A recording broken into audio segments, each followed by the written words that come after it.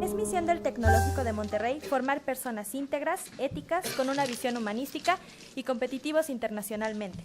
Les damos la más cordial bienvenida a la última mesa de este segundo día del Congreso de la Asociación Mundial de Justicia Constitucional. Agradecemos la presencia de todos ustedes. En esta ocasión nos acompañan en la mesa destacados ponentes de Argentina y México. Y para moderarla nos acompaña de la Suprema Corte de Justicia de la Nación el maestro José de Jesús Cruz Cibaja. Buenas tardes. Muchas gracias por su presencia. Estamos en esta mesa número 5, control constitucional, difuso, concentrado y de convencionalidad. Un tema importante en este momento en nuestro país. El debate se centra precisamente en este esquema de convencionalidad y de las modalidades del control de constitucionalidad.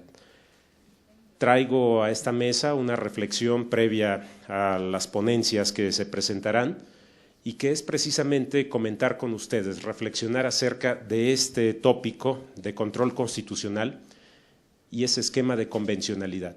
En México tenemos como punto de referencia en estos tiempos el caso del expediente Varios 912/2010, el caso Rosendo Radilla Pacheco, que es uno de los elementos fundamentales para empezar a hablar en el constitucionalismo del Estado mexicano de este esquema de convencionalidad.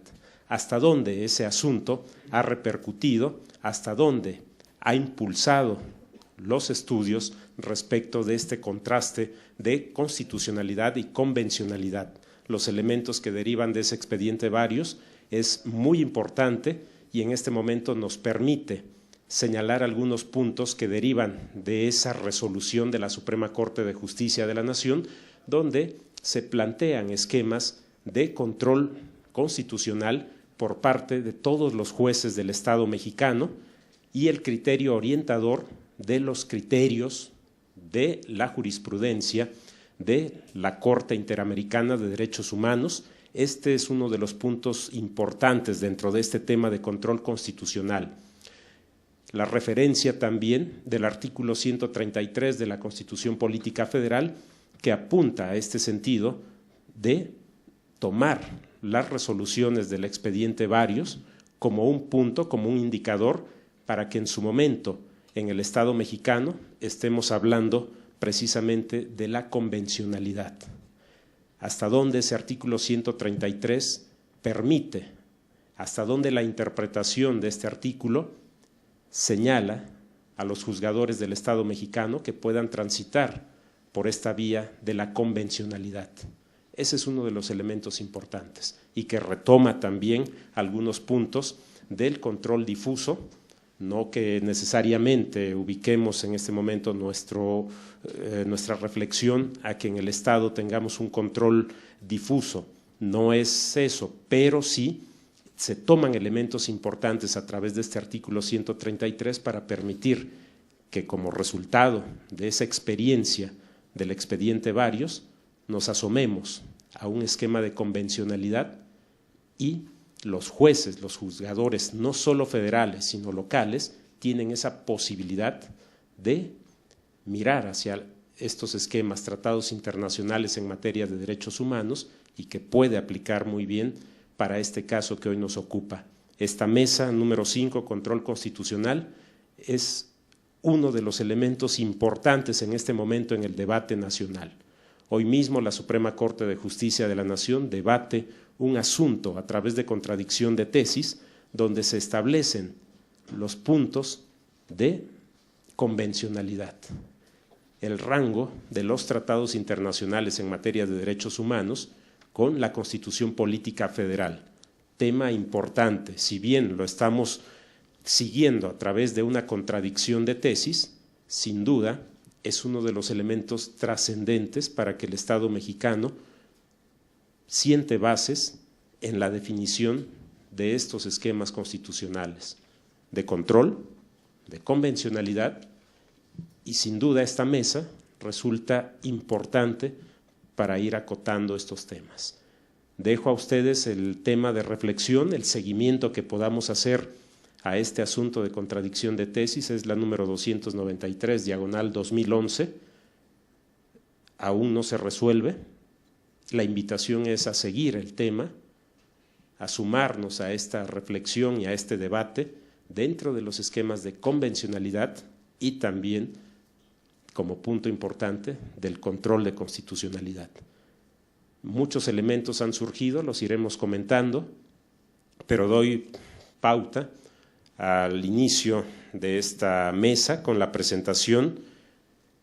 En un primer momento presentaré a los 5, a ustedes, y daré el uso de la palabra a quien tiene el primer turno. Presento al doctor Jorge Alberto Rodríguez Terzano, de Argentina.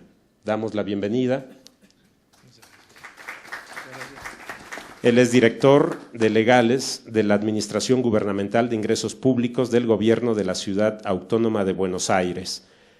Presento al doctor Adán Maldonado Sánchez, de la Universidad Panamericana, Campus Distrito Federal, abogado postulante en procesal constitucional. Presento al doctor Patricio Alejandro Maraniello, de Argentina, director del posgrado en la Universidad de Buenos Aires. Y al doctor Humberto Aspiazú Castro, doctor en Derecho por la Universidad de Guanajuato, profesor de la Universidad Panamericana y de este Instituto Tecnológico de Estudios Superiores de Monterrey. Y es precisamente el doctor Humberto Aspiazú Castro quien tiene el uso de la palabra con su ponencia Exigencias jurídicas del precedente jurisprudencial en el Estado constitucional de Derecho. Gracias, buenas noches a todos. Agradezco en primer momento al doctor Eduardo Velandia, presidente de la Asociación Mundial de Derecho Procesal Constitucional, la oportunidad de estar aquí, y desde luego al doctor Vicente Fernández y al Tecnológico de Monterrey todas las atenciones recibidas. Mi ponencia tiene que ver con algo de lo que se ha hablado mucho ahora en estas mesas, que es el precedente jurisprudencial. Yo me voy a dedicar a hacer algunas reflexiones sobre el precedente jurisprudencial que necesitamos en el marco de un Estado constitucional de derecho. Se habla mucho de las normas y de la forma de interpretar las normas y de los límites de las normas, pero creo que es oportuno, sobre todo en este país, hablar ahora mucho del precedente jurisprudencial. Permítanme darles algunos datos para enmarcar la importancia que tiene el precedente jurisprudencial en nuestro sistema jurídico. Tenemos 68.285 criterios de tribunales colegiados de circuito. Tenemos alrededor de 165.000 criterios de la Suprema Corte de Justicia de la Nación. Es decir, tendríamos alrededor de 230.000 criterios jurídicos que contienen reglas, supuestos y conceptos de derecho. Estamos desde hace 2 años estrenando la 10ª época y ya estamos cerca de los 2.000 criterios de derecho sobre distintos aspectos, y aquí quiero empezar mi ponencia. Creo yo que en algún punto nos cansamos de las reglas. Pensamos que las reglas podían tener problemas de redacción o de justicia, y entonces empezamos a hablar mucho de los principios, y entonces surgieron ideas sobre cómo se debían de ponderar los principios o asumir los principios, y de repente llegamos a un lugar en México en donde las reglas ya empiezan a no estar en las normas, sino en el precedente. Ahora el precedente jurisprudencial es el que sienta las reglas sobre muchas cosas que se deben de hacer en este país. Entonces, hablemos de esas reglas que están en el precedente jurisprudencial. Sin duda que la sentencia de la que deriva el precedente jurisprudencial contiene cierta argumentación para justificar la forma en que una persona obtiene lo que quería u otra persona pierde lo que no esperaba perder.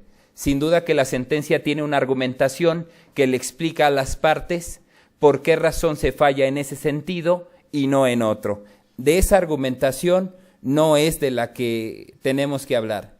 Tenemos que hablar de la argumentación que debería de ir acompañada a cada precedente jurisprudencial que justificara que lo que se resolvió en el asunto de Juan versus Pedro trascienda al sistema jurídico nacional.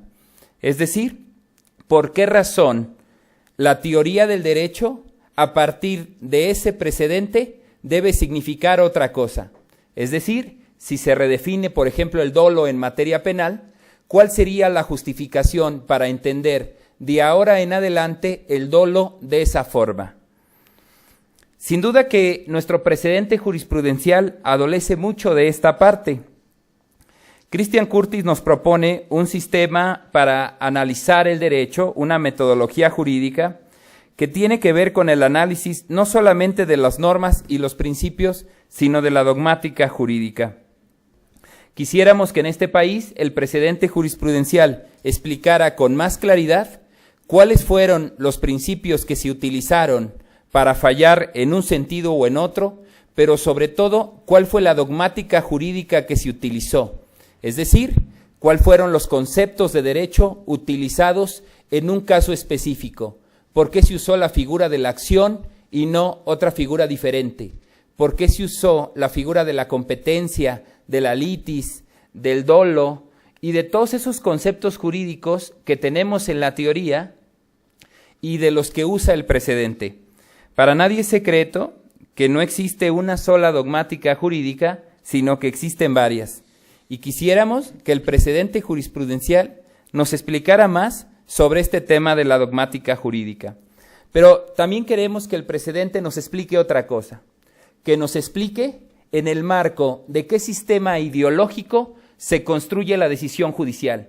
Es decir, si estamos en un Estado, si estamos en un sistema jurídico que es liberal, si es colectivista, si es socialdemócrata, quisiéramos más explicación sobre eso, porque sin duda que el derecho a la vivienda no significa lo mismo en la socialdemocracia que en el liberalismo capitalismo. Entonces necesitamos más explicación de cuál es el sistema ideológico en el que se construye el sistema jurídico. Porque, por ejemplo, en este país se nos hace muy normal afirmar que todo mundo tiene derecho a la educación pública. Sin embargo, no afirmamos con la misma fuerza el postulado de que todos tienen derecho a la salud pública. Entonces, ahí hay un sistema ideológico que quisiéramos que se definiera desde el precedente. Aquí también, esta es una preocupación para el precedente internacional. Lo dijo el maestro Carpizo y lo dijo de una forma muy acertada. Yo estoy convencido de que el precedente internacional es un precedente de mínimos. Es un precedente que no construye países, es un precedente que establece estándares mínimos sobre los derechos, no transforma a los países socialdemócratas en cooperativistas, no transforma a los países de corte socialista en liberalistas. Por eso es un derecho de mínimos y tendríamos que tener cuidado con el tema de la ideología. También quisiéramos que el precedente le explicara con mayor claridad al sistema jurídico y no a las partes cuál es la escuela interpretativa en la que se construye. Es decir, se interpretan los derechos en este país desde el realismo, desde el funcionalismo, desde el garantismo, desde la jurisprudencia de conceptos o desde qué sistema. Porque es muy fácil averiguar que en el precedente jurisprudencial tenemos un precedente jurisprudencial del exégesis y otro del funcionalismo al mismo tiempo. Es decir, cuál es la escuela metodológica en la que se construye el precedente jurisprudencial. Pero sobre todo algo importante, parecería que asistimos a una época de gran creatividad. Todos los jueces sienten que lo que resuelven en un asunto debe de trascender para siempre y para todos. Yo creo que tenemos que tener cuidado con engordar un sistema de precedentes que ya en este punto tiene 230,000 criterios. Por ejemplo, tengo noticia de que en algunos otros países a los jueces que no obedecen el criterio jurisprudencial son destituidos. Yo me pregunto, en un país de 220,000 criterios jurisprudenciales, ¿quién quisiera ser juez bajo esa óptica? ¿Quién conoce los 1,823 precedentes que existen en torno a la teoría de los contratos? Y sobre todo, ¿cuáles son los que se deben de enseñar en la facultad? Leí un libro recientemente que se llama Los Cánones de la Justicia Constitucional. Y esto es algo importante. De repente asumimos en este sistema que ciertos preceptos, ciertos precedentes jurisprudenciales son la regla y no son la excepción. Por ejemplo, ¿se debe de enseñar un curso de teoría general del delito con el caso Cassés? ¿O el caso Cassés es la excepción o es la regla? Yo incluso he escuchado a magistrados de circuito que dicen que existen ahora 3 tipos de concesiones de amparo: el amparo pleno, el amparo para efectos y el amparo Cassés. Entonces, ¿desde dónde se debe de enseñar? Porque nos concentramos en los 4 precedentes jurisprudenciales que dicen lo que nos gusta, pero ¿qué hay de los otros 2000 precedentes que dicen lo que no nos gusta? Tenemos otro problema en el país. Decimos que tenemos una reforma de derechos humanos y sin embargo seguimos usando precedentes jurisprudenciales viejos. Por ejemplo, la quinta época jurisprudencial, que es la época más antigua, tiene 111,000 criterios que se siguen utilizando todos los días y todo el tiempo en la justicia de día a día. Esas cosas queremos del precedente jurisprudencial. Queremos también que haya protección para el gobernado frente al precedente jurisprudencial. Construimos mucha protección frente a las reglas, pero ¿qué hay de la protección frente al precedente jurisprudencial? ¿Por qué asumimos que solo los buenos criterios van a ser consagrados como precedente jurisprudencial? No hay que perder de vista que en Estados Unidos el precedente jurisprudencial que admitía la segregación racial tuvo 150 años de vigencia. ¿Quién protege a la sociedad del mal precedente? Ahí hay una tarea pendiente, incluso el tema de la retroactividad. En este país, el gobernado no tiene protección frente a la aplicación retroactiva de la jurisprudencia. Se le dice que en realidad lo que ocurre es que se interpreta la ley y que él lo debía saber desde un principio. Esto ha provocado miles de asuntos perdidos en el juicio, en juicios que empiezan con un precedente que dice sí y al momento de llegar a la sentencia ya hay un precedente que dice no. Entonces, ahí hay una tarea pendiente. En el pasado Congreso de Investigación en el Derecho, que tuvo lugar en la UNAM, en la aula Margadán, el ministro Cosío decía algo muy interesante. Decía el ministro Cosío que ¿dónde están los abogados que realicen un control social sobre el precedente jurisprudencial? ¿Dónde están los estudios serios que hablen sobre los precedentes, que cuestionen el precedente, discutan el precedente y establezcan esa relación de comunicación con la Corte? El ministro Cosío lo decía en su ponencia, decía prácticamente se puede decir lo que sea, porque la gente solamente venera el precedente. Y hay un problema mayor. La justicia de los estados parecería que está más concentrada en seguir el precedente que en formarse una idea propia. Parecería que cuando llega una jurisprudencia nueva o un precedente a los tribunales locales, es como si saliera el pan caliente de la panadería. Todo el mundo siente la necesidad de ir corriendo a ese precedente sin saber que a lo mejor fue un mecanógrafo el que hizo la parte considerativa de esa sentencia, porque no hay que perder de vista algo también. En este país, una gran parte de las sentencias las redactan los mecanógrafos. Claro, las revisan los jueces, pero ¿por qué las redactan los mecanógrafos? Porque está rebasado el tema de los expedientes en el Poder Judicial. Entonces hay que tener cuidado cuando se confía en un precedente jurisprudencial sin muchos criterios de calidad.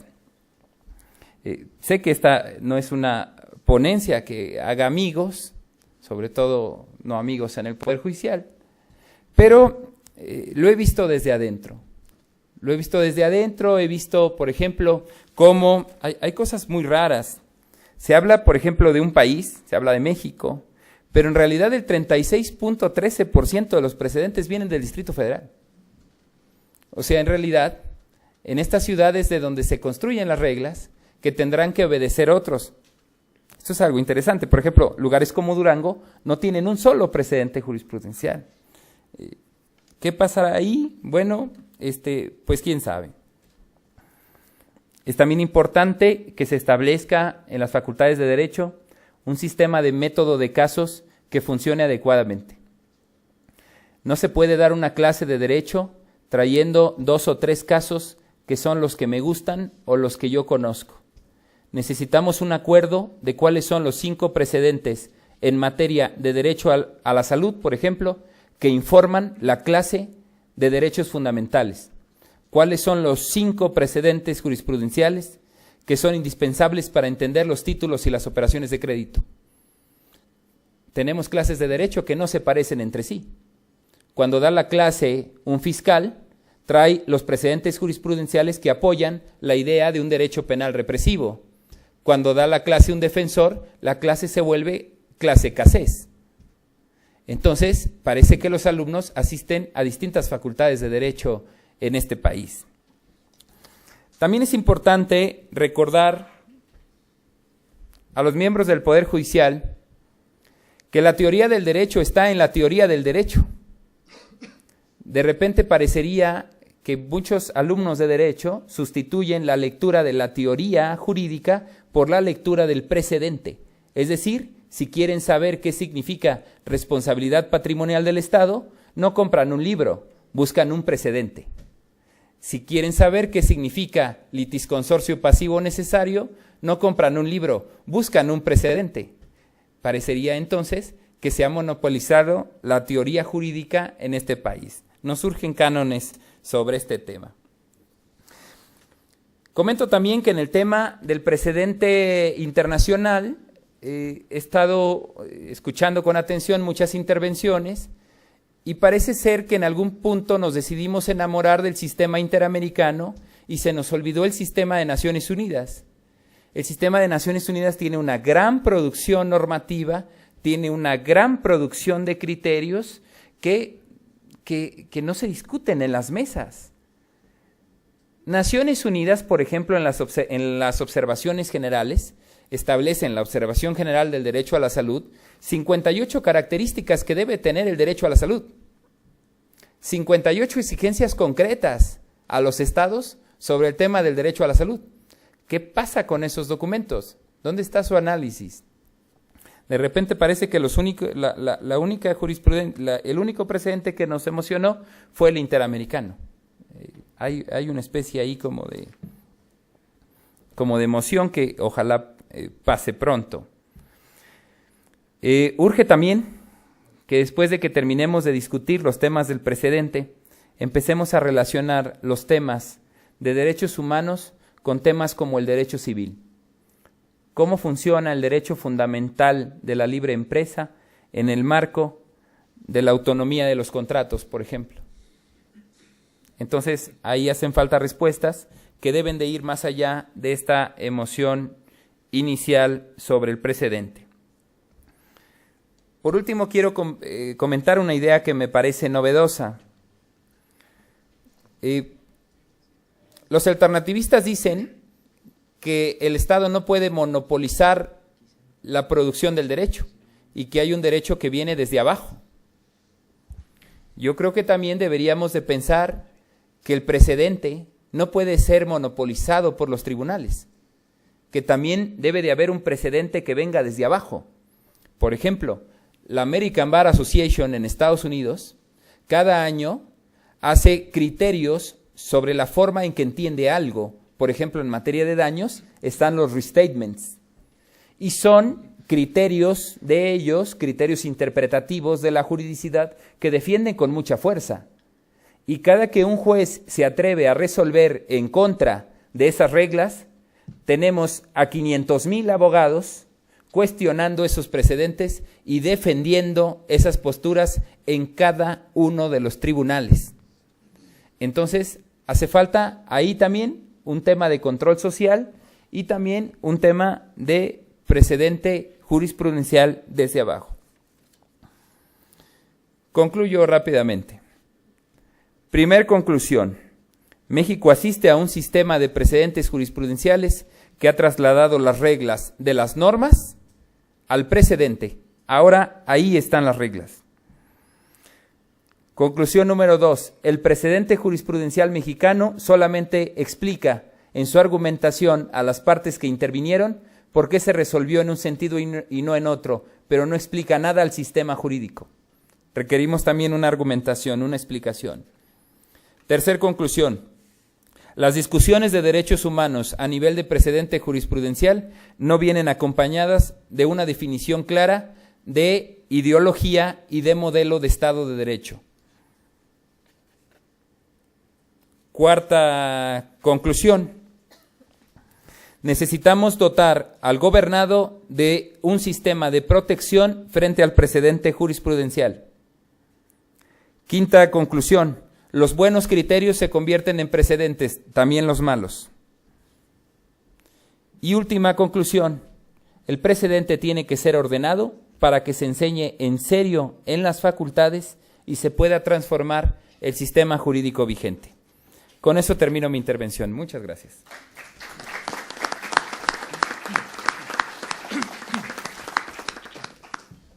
Gracias, doctora Azpiazú Castro. A continuación, tendremos la participación del doctor Patricio Alejandro Maranielo, director del posgrado de la Universidad de Buenos Aires, con la ponencia La Lid Constitucional.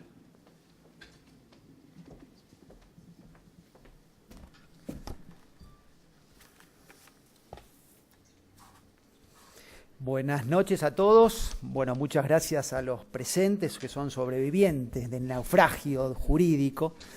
Y bueno, espero que acá en este pequeña conferencia que les voy a dar, por lo menos darle una idea de una cosa totalmente novedosa, que creo que en estos congresos lo bueno es que cada uno nos llevemos, no somos políticos que queremos que nos voten, porque parecemos que algunas veces nos extralimitamos en nuestras afirmaciones, pero nosotros lo que realmente queremos como juristas es que se lleven algo, ¿no?, de los congresos, es decir, una idea nueva, novedosa, que quizás pueda quedar o no pueda quedar nada.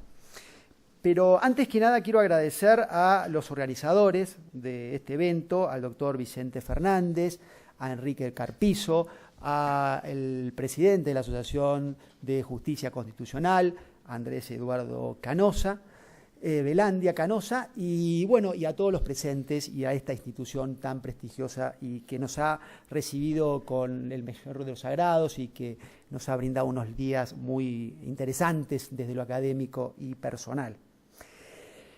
Cuando escuché la conferencia del doctor Enrique Carpizo, me asusté un poco porque dijo, bueno, acá está el control de constitucionalidad, está el control de convencionalidad, ¿y qué más van a inventar?